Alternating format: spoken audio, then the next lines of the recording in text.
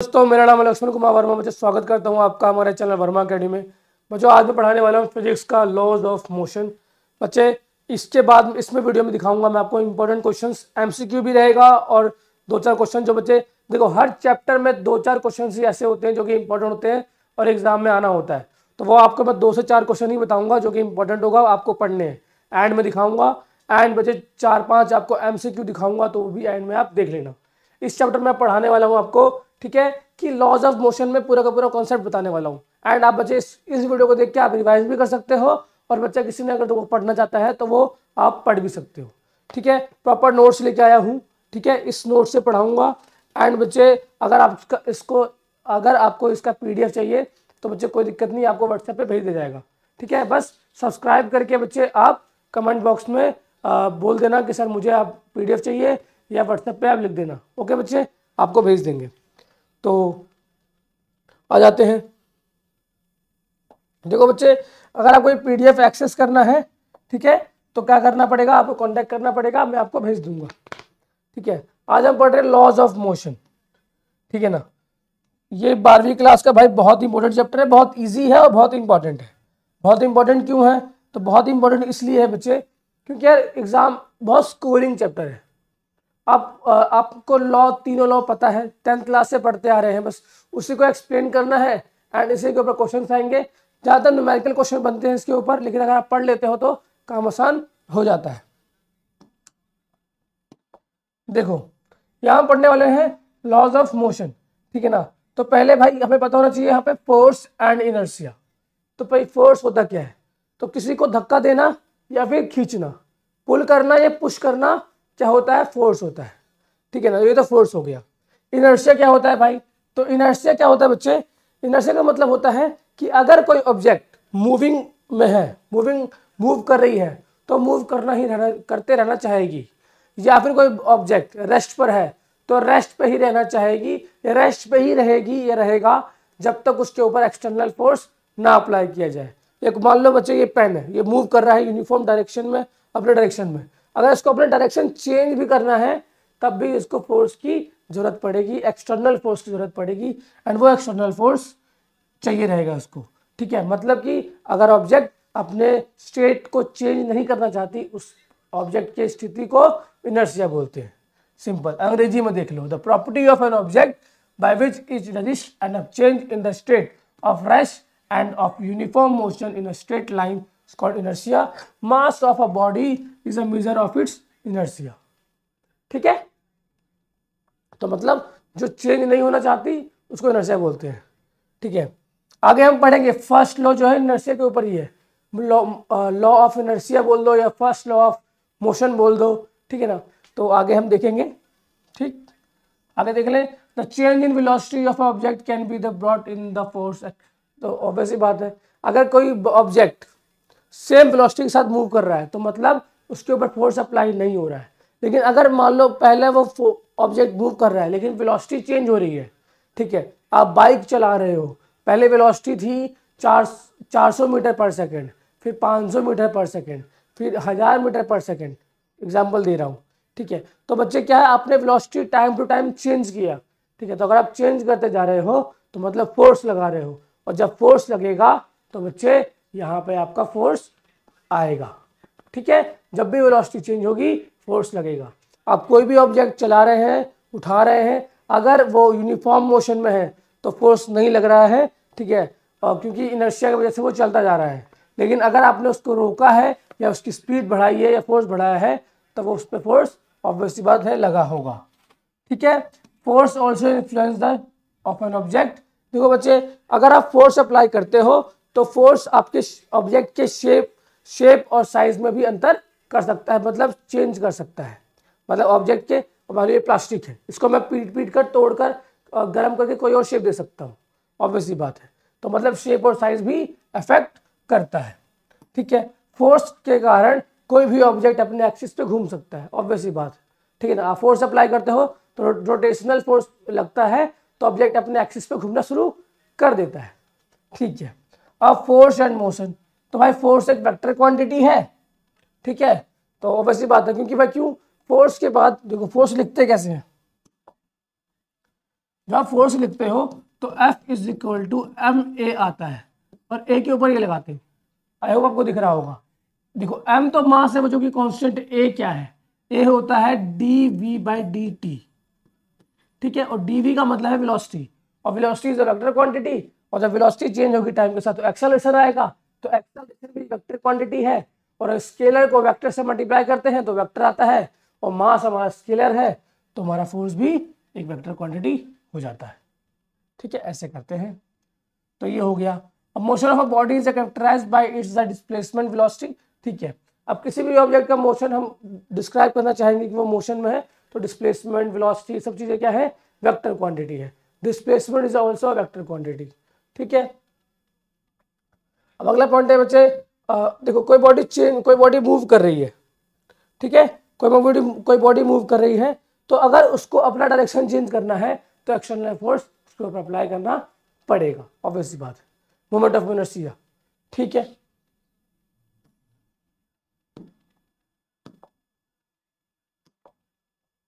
ठीक है।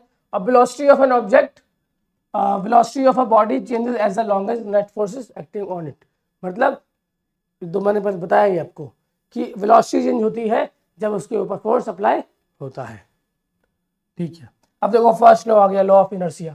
तो लॉ ऑफ इनर्शिया किसे कहते हैं भाई, तो a body is continue to be in a state of rest or uniform motion in a straight line unless it is acted upon by a net external force। मतलब कि भाई वही लिखा हुआ है कि अगर कोई बॉडी है वो कंटिन्यू चलना चाहेगी या रेस्ट पे रहना चाहेगी या फिर यूनिफॉर्म मोशन में रहना चाहेगी, ठीक है, अनलेस, ठीक है, एक्सटर्नल फोर्स के ऊपर ना अप्लाई किया जाए, और किसी एक्सटर्नल फोर्स को ना अप्लाई करें तो वो चलता ही रहेगा, चाहे वो रेस्ट पे है तो रेस्ट पे रहेगा, और यूनिफॉर्म मोशन में है तो यूनिफॉर्म मोशन में ही रहेगा जब तक उसके ऊपर ब्रेक ना लगाए। आपका साइकिल चलता रह जाएगा जब तक आप ब्रेक नहीं दबाते हो। तो ब्रेक क्या है, वो एक्सटर्नल फोर्स है, तो उसको ही मोमेंट ऑफ इनर्शिया कहते हैं, फर्स्ट लॉ ऑफ मोशन कहते हैं। ठीक है, अब कंसेप्ट ऑफ मोमेंटम, देखो भाई मोमेंटम से ही हम पहले मोमेंटम कैलकुलेट करते हैं। मोमेंटम आता कैसे है, देखो बच्चे, जब भी कोई ऑब्जेक्ट वेलोसिटी के साथ v वेलोसिटी के साथ मूव करेगी तो ऑब्जेक्ट है तो मास होगा उसके अंदर, तो वेलोसिटी v और मास से जब हम उसको मल्टीप्लाई करते हैं तो हमारा मोमेंटम आ जाता है। ठीक है ना, मतलब उस ऑब्जेक्ट का एट इंस्टेंट वेलोसिटी पर क्या मोमेंटम रहा था, ठीक है, तो किस स्पीड से वो चल रहा था, क्या पावर उसके पास था। ठीक है ना, ऐसे आप कैलकुलेट कर सकते हैं। पावर नहीं बोलोगे आप, मतलब मोमेंटम बोलोगे कि उस वेलोसिटी पर उस मास का, उस ऑब्जेक्ट का क्या मोमेंटम रहा था, वो एक्सप्लेन करने के लिए हम लीनियर मोमेंटम का काम करते हैं। ठीक है, यहाँ पे दो टॉपिक्स आते हैं, एंगुलर मोमेंटम और लीनियर मोमेंटम। एंगुलर मोमेंटम आने वाले चैप्टर्स में पढ़ेंगे, अभी हम लीनियर मोमेंटम पढ़ रहे हैं। तो देखो भाई, कॉन्सेप्ट ऑफ मोमेंटम में हम पढ़ रहे हैं the product of mass of m, मतलब बॉडी है मास m, उसकी वेलोसिटी क्या है v, तो हम कैलकुलेट करते हैं m और v को मल्टीप्लाई करते हैं तो हमारे पास p आ जाता है, एंड ये वही अंग्रेजी में लिख रखा है। ठीक है, उसको कहते हैं p is equal to mv। ठीक है, एंड सेकेंड लॉ यहीं से आता है बच्चे, सेकेंड लॉ यहीं से आता है, बताऊंगा मैं आपको। ठीक है, ऐसा यूनिट था किलोग्राम, देखो kilogram metre per second, m का किलोग्राम, v का मीटर पर सेकेंड, तो उसका ऐसा unit kilogram metre per second हो गया। और मोमेंटम एक वेक्टर क्वांटिटी है क्योंकि यहाँ वेलोसिटी आ रही है और वेलोसिटी एक वेक्टर क्वांटिटी है। स्केलर क्वांटिटी और वेक्टर क्वांटिटी को मल्टीप्लाई करते हैं तो हमेशा वेक्टर क्वांटिटी आता है। ठीक है, अब देखो बात करते हैं भाई सेकंड लॉ का मतलब, तो बस rate of change of momentum, force is directly proportional to rate of change of momentum is called second law of motion. आप समझाता हूँ भाई कैसे, ऐसे समझा दें कैसे।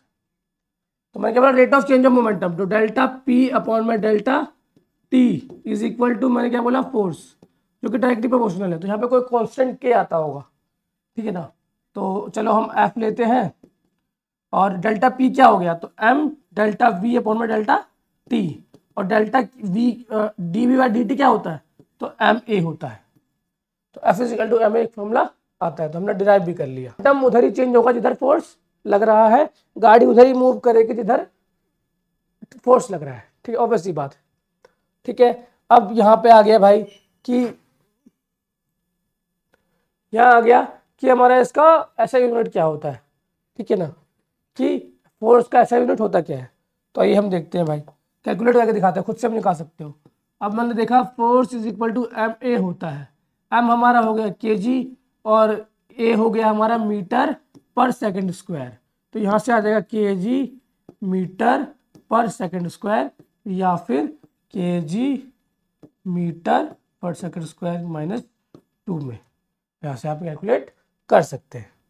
ठीक है, जो वेक्टर का फोर्स किसने निकाला था, न्यूटन ने, तो भाई उसको न्यूटन भी होता है। फोर्स को हम और एन से भी लिखते हैं, लाइक अगर 5 न्यूटन जो है इक्वल टू 5 केजी मीटर पर सेकंड स्क्वायर के बराबर होता है। ठीक है, ये बहुत बेसिक है भाई, 12वीं के बच्चे हो तुमको सब पता है। ठीक है ना, आगे बढ़ जाते हैं। ठीक है ना, आपको लग रहा है ना बेसिक है बच्चे, तो इसी तरह के क्वेश्चन भी आते हैं, लेकिन पता क्या है, आपको बेसिक लग रहा है, बेसिक कॉन्सेप्ट क्लियर रहेगा तो आसानी से आप आगे पढ़ पाओगे। ठीक है ना, तो ध्यान से देख लो, अगर आपको टाइम कम है तो थोड़ा 1.5x पे देख लो, 1.25x पे देख लो, लेकिन देख जरूर लेना, बहुत इंपॉर्टेंट है। ठीक है, इससे बेसिक कॉन्सेप्ट आपको एटलीस्ट क्लियर हो जाएगा। अब वो थर्ड लॉ क्या कहता है, at every reaction, every action का रिएक्शन होता है, ठीक है, जो कि इक्वल एंड अपोजिट डायरेक्शन में होता है। मतलब वही है, आप किसी को धक्का दिया, आप बोर्ड के ऊपर से कूद रहे हो तो बॉडी पीछे जाएगा पानी से, आपने बंदूक चलाया, बहुत सारे एग्जांपल है। ठीक है ना, to every action there is an equal and opposite reaction, हर एक्शन का इक्वल एंड अपोजिट रिएक्शन होता है। एंड बच्चे वो जो एक्शन है और रिएक्शन है अपोजिट अपोजिट बॉडी पे लग रहा होता है। फॉर एग्जाम्पल बच्चे, ये पेपर है मैंने, ठीक है, अब पेपर को मैं अगर मैं पुश कर रहा हूं यहां से, ठीक है ना, तो यहां से मेरा एक्शन लग रहा है और यहां पर रिएक्शन होगा। ठीक है ना, या फिर बच्चे आप गन का भी एग्जांपल ले सकते हो कि आपने अगर गन चलाया तो गोली आगे गई लेकिन बंदूक पीछे गया, तो एक्शन आपने आगे किया और बंदूक आपकी पीछे गई, आपका जो गन था वो पीछे गया, तो मतलब एक्शन कहीं और हुआ, रिएक्शन कहीं और हुआ। ठीक है ना, एक्शन और रिएक्शन दोनों अलग अलग बॉडीज पे होती है, ये आप याद रखना। बहुत बच्चे बोलते हैं कि एक्शन और रिएक्शन एक ही बॉडी पे हो रहा है, नहीं, ऐसा नहीं होता है। एक्शन और रिएक्शन अलग अलग बॉडी पे होता है, इक्वल होता है और अपोजिट डायरेक्शन में होता है, यही थर्ड लॉ कहता है। ठीक है, अब कहता है when two objects interact, the force exerted by one object on the other is equal to magnitude and opposite in direction to the force exerted by the latter object on the former। बस वही मैं बताना चाह रहा था। ठीक है, इतने देर से यही बता रहा था, यहाँ पे अंग्रेजी में लिखा हुआ है। और जो ये फोर्स है ये ऐसा होता है, मतलब कि मान लो ऑब्जेक्ट 1 है ये और ये ऑब्जेक्ट 2 है, इसने फोर्स लगाया इस पर, इसने फोर्स लगाया इस पर, तो जो F12 होगा वो इक्वल होगा F21 के, बस माइनस डायरेक्शन में होगा। बस यही इसका मतलब है कि मतलब एक ने जो फोर्स लगाया 2 पर और जो 2 ने जो 1 पर फोर्स लगाया, दोनों ही बराबर है लेकिन अपोजिट डायरेक्शन में है। माइनस साइन इंडिकेट कर रहा है कि वो डायरेक्शन इंडिकेट कर रहा है। ठीक है ना, कभी कभी बच्चे साइन सिर्फ आपको डायरेक्शन इंडिकेट कर रहा होता है कि किस डायरेक्शन में है, मतलब कि अगर ये राइट साइड जा रहा है तो मतलब ये लेफ्ट साइड फोर्स एक्सर्ट कर रहा होगा। ठीक है, आगे देखते हैं। अब आ गया इम्पल्स। इम्पल्स क्या होता है, देखो बच्चे, आपने क्रिकेट खेला होगा, ठीक है, आपने क्रिकेट खेला होगा, तो क्रिकेट जब खेलते हैं तो बच्चे जब बॉल आता है, लाइक पाकिस्तान और इंडिया का मैच हुआ, तो मान लो कि बॉलर ने जब बैट दिया और जब कोहली ने छक्का मारा, 6 मारा, तो वो जो बॉल और बैट का जो कांटेक्ट होता है वो कांटेक्ट टाइम माइक्रो सेकंड या मिली सेकंड होता है, मतलब शॉट लगता है और बॉल छक्का जाता है। ठीक है ना, तो जो वो जो कांटेक्ट टाइम होता है बॉल और बैट का, वही उसका इंपल्स होता है। कैलकुलेट भी उसको कैसे करते हैं, आइए आपको समझाता हूं। ठीक है ना, the effect of force applied for a short duration is called impulse, मतलब भारी मात्रा में जब फोर्स कम टाइम में लगाया जाता है तो उसको इम्पल्स कहते हैं। लाइक बॉल आया, बैट बहुत तेज घुमाया एंड बॉल और बैट का कॉन्टैक्ट टाइम माइक्रो सेकेंड मिली सेकेंड था और वहाँ पे जो फोर्स था वो बहुत बड़ा था, उसको इम्पल्स कहते हैं। Impulse is defined as the Impulse is defined as the product of force and the time duration delta t for which the force is applied. ठीक है, इम्पल्स जो होता है फोर्स इंटू डेल्टा टाइम होता है। For example 1 second के लिए ball और बैट में कॉन्टैक्ट हुआ था, ठीक है, 1 सेकंड भी नहीं हुआ था, बहुत कम टाइम होता है, ठीक है ना, और फोर्स मान लो 50 न्यूटन का था, तो 50 न्यूटन इंटू टाइम तो आ जाएगा आपका इम्पल्स। ठीक, that is the impulse is equal to the change in linear momentum. ठीक है ना। अब देखो लीनियर मोमेंटम क्या होता है, डायरेक्टली प्रोपोर्शनल टू फोर्स होता है। तो मैंने फोर्स अप्लाई किया, लेकिन फोर्स अप्लाई हो रहा है टाइम के अकॉर्डिंग, टाइम के अकॉर्डिंग, तो टाइम के अकॉर्डिंग अगर कुछ भी फोर्स चेंज होगा तो उसका मोमेंटम भी चेंज होगा। तो मतलब लीनियर मोमेंटम चेंज करना है तो इम्पल्स लगाना होता है। देखो मोमेंटम चेंज करने का मतलब क्या है, बॉल यहाँ से आया ऐसे, ठीक है, आपने बैट ले रखा है और बैट से घुमाया और आपने छक्का मार दिया, तो बॉल का डायरेक्शन चेंज हो गया, डायरेक्शन चेंज तो वेलोसिटी चेंज। अभी बॉल मान लो 150 किलोमीटर प्रति घंटे की रफ्तार से फेंका, ठीक है, और कोहली ने बल्ला घुमाया और छक्का गया, और मान लो कि वो गया 800 मीटर दूर चला गया या 100 मीटर दूर चला गया, तो जो वापसी जाने की स्पीड थी वो कुछ और थी, डायरेक्शन कुछ और था, और जहां डायरेक्शन चेंज होगा वहां वेलोसिटी चेंज होगी, तो मतलब मोमेंटम भी चेंज हो गया। अब वेलोसिटी चेंज होगी तो मोमेंटम भी चेंज हो जाएगा। ठीक है ना, क्योंकि जो मोमेंटम होता है P equal to M into V होता है, और V चेंज होगा तो मोमेंटम भी चेंज हो जाएगा। बहुत बेसिक सा कॉन्सेप्ट है, आपको लग रहा होगा कि बहुत बेसिक सा, ये तो पहले से आता है आपको, अगर पहले से आता है तो बहुत अच्छी बात है, और अगर नहीं आता है तो भाई देख लो। और बहुत बच्चे बोलते हैं सर ये चैप्टर तो ऑन डिमांड का नहीं है, सर ये चैप्टर तो सर एकेडमिक सेशन का नहीं है। देखो बच्चे, मैं आपको सारे चैप्टर पढ़ा रहा हूँ, आपको 1 से लेके जितने भी 30 चैप्टर हैं आपको मैं सब पढ़ाऊंगा। एंड ये चैप्टर्स जो है CBSE वाले बच्चों के लिए भी परफेक्ट है, वैसे बुक नोट्स प्रॉपर रहने वाले बच्चों का है। ठीक है, कॉन्सेप्ट सेम रहता है भाई, ठीक है ना, कहीं भी जाओ कॉन्सेप्ट नहीं चेंज होगा, किसी भी बोर्ड में जाओ। ठीक है, तो NOS वाले बच्चे तो सुन लो। देखो बच्चे, आपका जो एकेडमिक सेशन वाला जो 60% है वो भी मैं पढ़ा रहा हूँ आपको, और जो ऑन डिमांड वाले बच्चे हैं जो 40% सिलेबस भी आ रहा होता है वो भी पढ़ा रहा हूँ, और इतने सिंपल लैंग्वेज में पढ़ा रहा हूँ तो आपको समझ में सारा आ रहा होगा। ठीक है ना, कोई दिक्कत नहीं है। ऐसा यूनिट क्या होता है, तो न्यूटन फोर्स है और टाइम T है, T सेकंड होता है तो NS। ठीक है, न्यूटन सेकंड। अब कंजर्वेशन ऑफ मोमेंटम, तो भाई मोमेंटम हमेशा कांस्टेंट रहता है। ठीक है, आफ्टर कोलिजन बिफोर कोलिजन, मतलब आफ्टर कोलिजन और बिफोर कोलिजन जब हम मोमेंटम को ऐड करते हैं तो ऑलवेज कांस्टेंट आता है, उसको कहते हैं कंजर्वेशन ऑफ मोमेंटम। अब आइए देखते हैं भाई क्या है इसका मतलब। इन आइसोलेटेड सिस्टम, अब आइसोलेटेड सिस्टम क्या है कि भाई कोई एक्सटर्नली कोई उसको डिस्टर्बेंस नहीं दे रहा है, मतलब हम एक आइडियल कंडीशन लेके चल रहे हैं। फॉर एग्जाम्पल बच्चे, ये एक बॉक्स है, ठीक है, इसके अंदर एक मोमेंटम चेंज हो रहा है। ठीक है, अब मोमेंटम चेंज होगा तो भाई बहुत चीजें उसके अंदर आती है। अब एयर प्रेशर लग रहा होगा, ठीक है ना, हवा का प्रेशर होता है, ठीक है ना, एयर का हिंड्रेंस आएगा, बहुत चीजें होती हैं। आइसोलेटेड सिस्टम है, उसके ऊपर कुछ भी एक्सटर्नली अप्लाइड नहीं हो रहा है, तो अगर आइसोलेटेड सिस्टम है the vector sum of the momentum of the body remain constant, मतलब मोमेंटम हम before collision after collision add कर दें, वेक्टर सम कर दें तो वो कांस्टेंट आता है। ठीक है, a few illustration of the conservation of momentum. ठीक है, कुछ मोमेंटम के एग्जांपल्स होते हैं जिसके ऊपर क्वेश्चन बन जाता है, क्वेश्चन बन जाता है। ठीक है ना, रिकॉइल ऑफ गन, ठीक है, गन कैसे वापसी आता है, ठीक है, रिकॉइल कैसे करता है गन। सेकंड क्या है भाई, ठीक है, कोलिजन कैसे होता है, मैंने कहा ना बिफोर कोलिजन और after collision. For example bat आया, बॉल आया, एंड बैट और बॉल में एक कोलिजन हुआ, तो कोलिजन होने से पहले दोनों का मोमेंटम और आफ्टर मोमेंटम, दोनों का मोमेंटम जब ऐड करेंगे तो हमेशा कांस्टेंट आएगा, उसको ही कहते हैं, ठीक है, कंजर्वेशन ऑफ मोमेंटम। यहां पर देख भी लो आप, When the bullet is a fire from the gun is recoiled, gun फिर से रिकॉइल होता है, उसको कहते हैं M into V1 plus M plus V2। ठीक है, छोटा m जो है बच्चे मास ऑफ क्या है, बुलेट, बड़ा M मास ऑफ गन। ठीक है, V1 है मास ऑफ बुलेट और V2 है V1 जो है वेलोसिटी ऑफ बुलेट और V2 है वेलोसिटी ऑफ गन जो वो पीछे आया था।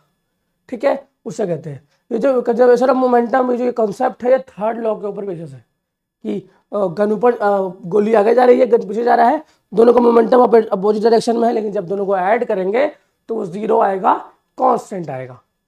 ठीक है। कांस्टेंट का मतलब क्या होता है कि चेंज नहीं हो रहा है। देखो कांस्टेंट जब भी आ रहा है ना तो मतलब कोलिजन से पहले और कोलिजन के बाद कुछ भी चेंज नहीं हो रहा, मतलब जब दोनों को डायरेक्शन तो अपोजिट है, ऐड करेंगे तो जीरो ही देगा, ये कांस्टेंट रहेगा, इसे कहते हैं।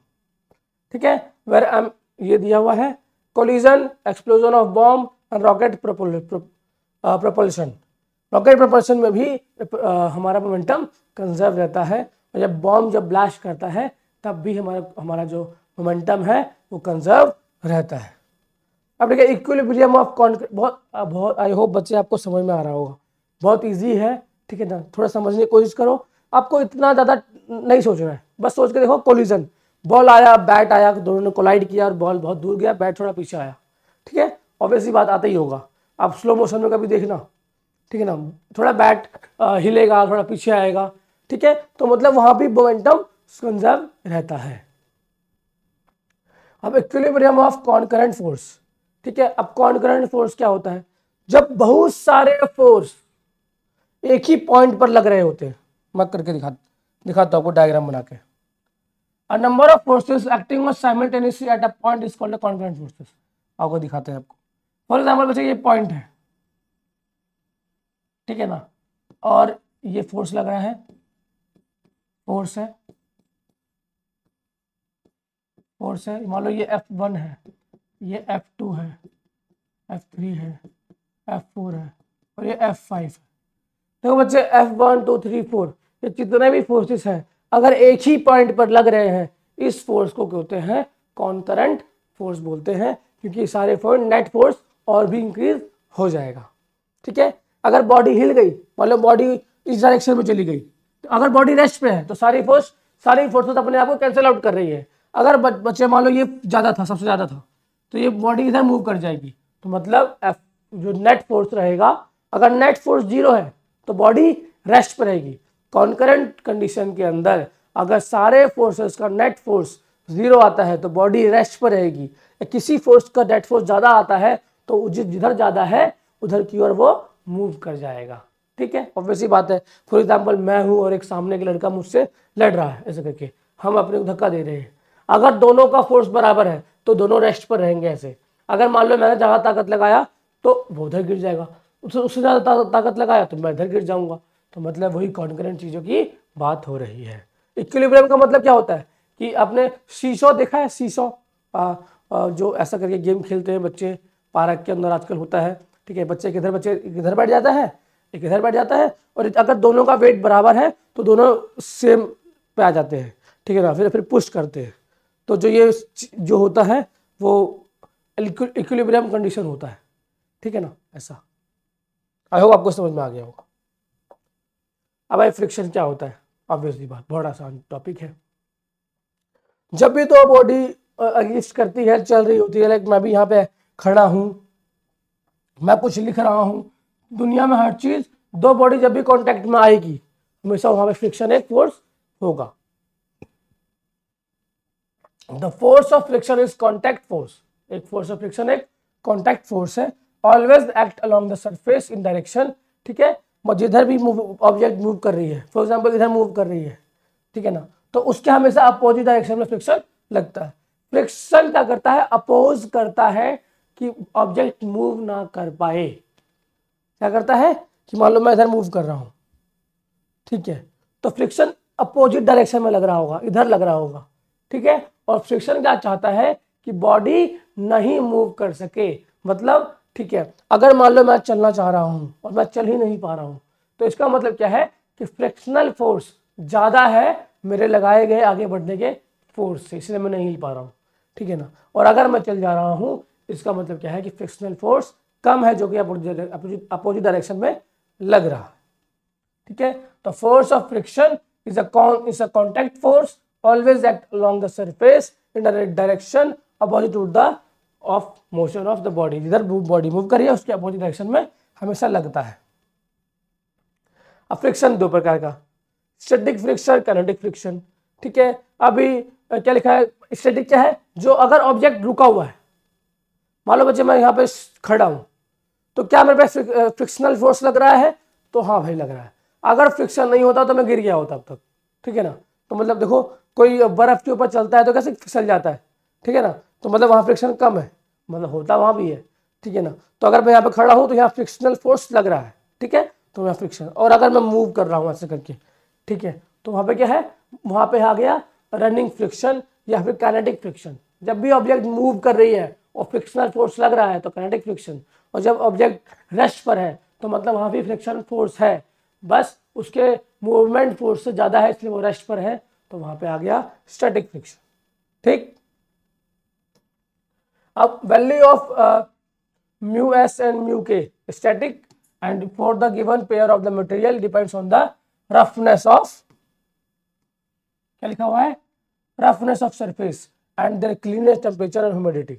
अब ऐसी बात है, बड़ा आसान टॉपिक है, ठीक है ना, कि फ्रिक्शन बच्चे अगर फ्रिक्शनल फोर्स है किसी कहीं पे लग रहा है, तो अगर बॉडी अगर सरफेस बहुत चिकना सा है, ग्लॉसी है, ठीक है ना, तो भाई बहुत आसानी से चल पाएगा, ठीक है ना। अब ये फ्रिक्शनल आपने 10th क्लास में पढ़ा है, सबको पता है भाई कि फ्रिक्शन कम कम कब लगता है, ज़्यादा कब लगता है। अगर भाई जो हमारा सरफेस है वो थोड़ा उबड़ खाबड़ है तो फ्रिक्शन ज़्यादा लगेगा, थोड़ा हमने रोलर ले लिया तो कम लगेगा, ठीक है। तो टाइप ऑफ मशीन के अंदर आप पढ़ते हो 5th और 6th में, तो बहुत ईजी है भाई ये तो, ठीक है ना। अब method of reducing the friction, अब भाई फ्रिक्शन को तो बढ़ गया, पढ़ लिया, अब कम गया कैसे, तो भाई ऑब्जेक्ट पर जो बड़ा भारी सामान है तो व्हील लगा दो, आजकल ट्रॉली आता है, लोग जो ट्रेन में ले जाते हैं, ठीक है ना, तो वहाँ 2 या 4 पहिए लगे होते हैं, ठीक है ना, और वो इधर लेके खींच कर लेके जा रहे होते हैं उसको, ठीक है ना, तो वो बहुत आसान कर देता है खींचना, तो फ्रिक्शन कहते हैं। आजकल बच्चों का जो झूला आता है उसमें भी वो लगा होता है, पहिए लगे होते हैं, 4 पहिए, ठीक है ना, माता पिता उनको धक्का देते हैं, आसानी से चल जाता है, ठीक है, तो वो हो गया। स्केटबोर्ड हो गया, ठीक है ना, उसमें भी पहिए लगे होते हैं। तो मतलब कि अगर हम रोलर लगा दें तो हमारा क्या हो जाएगा, फ्रिक्शन कम जाएगा, ठीक है ना। यूज ऑफ लुब्रिकेंट, हाँ भाई देखो मशीन में, टायर्स वगैरह में ग्रीस लगाया जाता है, ग्रीस अप्लाई, ऑयल अप्लाई किया जाता है कि थोड़ा स्लिपरी हो जाए, थोड़ा फायदा अच्छा हो जाए। तो use of lubricant such as the grease और oil between the surface of contact reducing the friction, friction को कम कर देता है।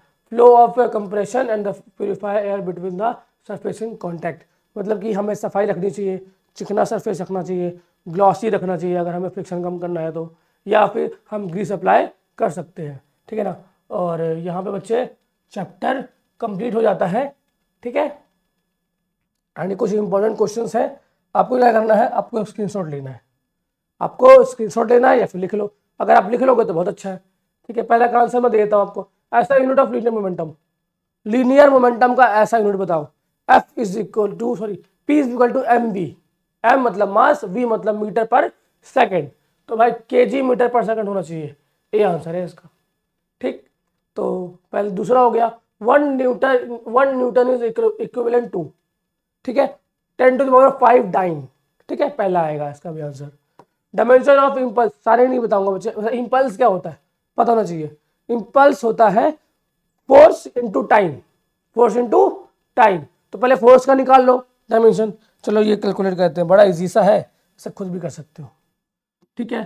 फोर्स जो होता है, फोर्स जो इनटू टाइम होता है, ठीक है ना, हमको क्या बोला, इम्पल्स, यही होता है ना, तो फोर्स का हो जाएगा चलो ये हो जाएगा m इंटू ए, ऐसे कैलकुलेट करते हैं, सिखा भी रहा हूँ मैं आपको, ठीक है। m हो जाएगा मास kg में, किलो ये हो जाएगा मीटर पर सेकंड स्क्वायर, ठीक, और यहाँ पे आ जाएगा सेकंड, ठीक, तो यहाँ पे क्या आ जाएगा kg मीटर अपॉन में second square into second, second से 1 सेकंड गया तो यहाँ से आ जाएगा kg मीटर पर सेकंड, तो यहाँ से आ जाएगा m l t माइनस 1, है ना, mlt माइनस 1, जहाँ पे हाँ देखो इसका आंसर ए हो गया। तो मुझे ऐसे कैलकुलेट करेंगे एंड क्वेश्चन आप और भी देख लो, ठीक है, ये तो शॉर्ट क्वेश्चन थे एंड इंपॉर्टेंट क्वेश्चन वाले भी देख लो भाई, देखो मुझे ये रहे, इन क्वेश्चन को नोट कर लो। What is the principle of the working of rocket, rocket किस पे वर्क करता है, ठीक है ना, तो पता होना चाहिए आपको कैसे वर्क करता है, ठीक है। अब आपको बताना है, a cricket player lower his hand and while catching a ball, why, देखो जब वो बॉल कैच करता है वो बॉल अपने हाथ को पीछे लेता है, एक्शन और रिएक्शन का हो गया कि वो उसको क्या करे, मोमेंटम को कम कर सके, तो ये भी इसका भी आंसर आप देना है। बड़ा इजी है, बहुत इजी है, लेकिन एग्जाम में आ सकता है भाई, why are the wheels of an automobile make circular. अब भाई सबको पता है भाई टायर गोल क्यों होता है, कि भाई फ्रिक्शन कम जाए, ठीक है ना, एक्सप्लेन करेंगे। State and explain the Newton second law of motion, hence the reduce the relation M is equal to F is equal to M A. ठीक है, पहले भाई सेकंड लॉ बताना है कि जो फोर्स जो होता है डायरेक्टली प्रोपोर्शनल होता है चेंज इन मोमेंटम के। ठीक है, ये बताओगे, फिर उसको लिखोगे चेंज इन मोमेंटम होता क्या है, तो delta P upon delta T होता है। ठीक है ना, तो डेल्टा पी हमारा होता है M into V, V change time के साथ होगा तो ए आ जाएगा, तो कैलकुलेट कर सकते हैं। ठीक है, बाकी मैंने पिछले बताया है, ध्यान से देख लेना, हो जाएगा। Explain the role of friction in the case of bicycle brake and what will happen if grease is put on the rim. मतलब कि जब बाईसाइकिल चलता है तो ब्रेक का क्या पर्पस है, ठीक है, और अगर रिम में हमें लगा दूँ ग्रीस तो क्या होगा अब लिखना है, तो फ्रिक्शन कम जाएगा। ठीक है, ब्रेक हो लगेगा नहीं। तो भाई आई होप बच्चे आपको पूरा चैप्टर समझ में आया होगा, बहुत ईजी था, बहुत आसान था, और लॉज ऑफ मोशन के अंदर यही है। ठीक है ना, 12वीं क्लास के बच्चे हो, NAOS के बच्चे हो, तो मोर देन इनफ है, क्वेश्चन जो बताए वो कर लेना, एंड बच्चे को डाउट है तो कमेंट बॉक्स में पूछ लो, बता देंगे। ठीक है, बाकी बच्चे वीडियो में इतना ही था, वीडियो में कुछ भी अच्छा लगा हो वीडियो को लाइक करना, चैनल को सब्सक्राइब करना। मिलता हूँ नेक्स्ट वीडियो में, तब तक के लिए बच्चे जय हिंद बच्चे।